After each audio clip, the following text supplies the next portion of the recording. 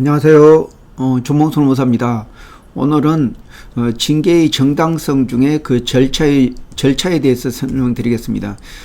징계가 정당하려면은 그 세 가지 요건을 필요합니다. 우선은 사유가 정당해야 되고, 또 그 징계의 종류, 다시 말해 징계의 정도, 우리 징계의 양정이라고 하는데 이게 적합해야 되고, 그리고 세 번째로 징계의 절차가 정당해야 됩니다. 근데 이 중에서 징계 절차를 지키지 않으면은 그 사유나 아니면 징계 양정이 정당해도 그 자체가 무효가 됩니다. 지금 그 검찰총장인 윤석열 씨가 그 관련된 사례에서도 어떤 그런 징계의 사유는 있지만 절차가 위반됐기 때문에 사유를 더 이상 따질 필요 없이 이거는 징계는 무효다 이렇게 판단한 내용이 있습니다. 그러면 이 징계 절차와 관련된 그 실제 해고 사례에 대해서 설명드리도록 하겠습니다. 두 가지 사례인데, 우선 첫 번째로 그 서울 목동에 있는 의학원이었습니다. 여기에 강사들이 한 20명 정도 근무하는데, 좀 한국인 강사하고 외국인 강사 숫자를 맞추기 위해서 또 외국인 강사 중에 좀 제일 능력이 없는 사람을 해고를 했습니다. 우선 구두로 해고하고 또 텍스, 그러니까 그 핸드폰 그 메시지로 전달을 했고, 그리고 이메일로 마지막 해고 통보를 했습니다. 그래서 이 강사 2명이 저를 찾아와서 부당해고 신청을 해달라고 해서 제가 사건을 대리하면서, 이 사건이 이거는 부당한 해고다. 왜냐하면은 해고 절차를 지키지 않았다. 근로기준법 27조에 보면은 사용자가 근로자를 해고할 경우에는 해고 시기와 해고 사유가 기재된 서면을 통보해야 된다, 이렇게 되어 있습니다. 다시 말해서 반드시 서면에는 해고 사유하고 해고 일자가 기재되어 있어야 됩니다. 그런데 뭐 구두나 또 텍스트 메시지나 아니면 이메일은 그런 서면이 아니기 때문에 정당한 해고가 될 수 없습니다. 그래서 부당 해고로 인정을 받았습니다.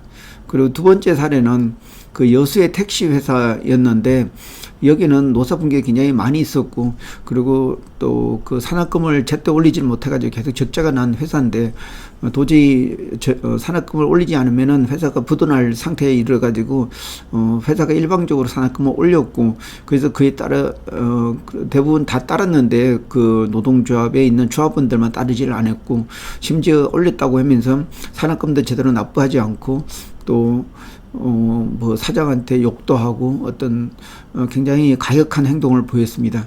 그래서 도저히 이 근로자를 놔둬서는 안 되겠다 해가지고 그 어떤 사장한테 어떤 사장의 멱살이를 잡고 한 그러한 직원은 해고했고, 그리고 욕한 그 조합원은 그 정직을 이렇게 회사 징계위원회에 따라서 취업규칙에 있는 징계위원회를 열어서 이렇게 징계 조치를 했습니다. 근데 그 당시에 그 단체 협약이 그 날짜가 지나면서 그 효력이 상실되어 있는 상태였습니다.